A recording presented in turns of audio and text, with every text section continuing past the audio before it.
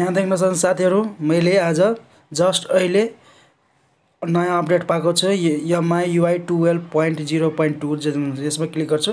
देख्न सक्नुहुन्छ यहाँ अबाउट फोनमा देख्न सक्नुहुन्छ यहाँ अपडेट आएको छ, देख्न सक्नुहुन्छ तपाईले। यसमा क्लिक गर्छु, देख्न सक्नुहुन्छ। त्यसपछि यहाँ देख्न सक्नुहुन्छ तपाईले यहाँ अहिले मेरोमा यहाँ देख्न सक्नुहुन्छ 12.01 छ, तर अपडेटमा देख्न सक्नुहुन्छ यहाँ 12.20 छ। यो 2 अप्सन 2 आएको छ। यसमा देख्न सक्नुहुन्छ यसमा 393 MB को छ यो टोटल।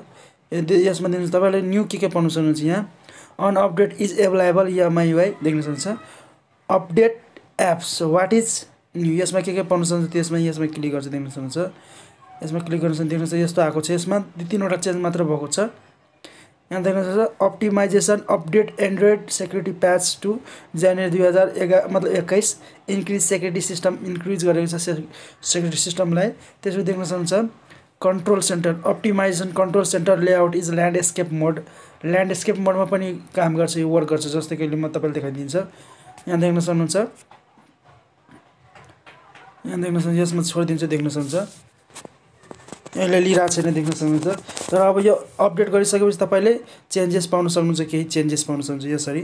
तपाईले यसरी पाउन सक्नुहुन्छ।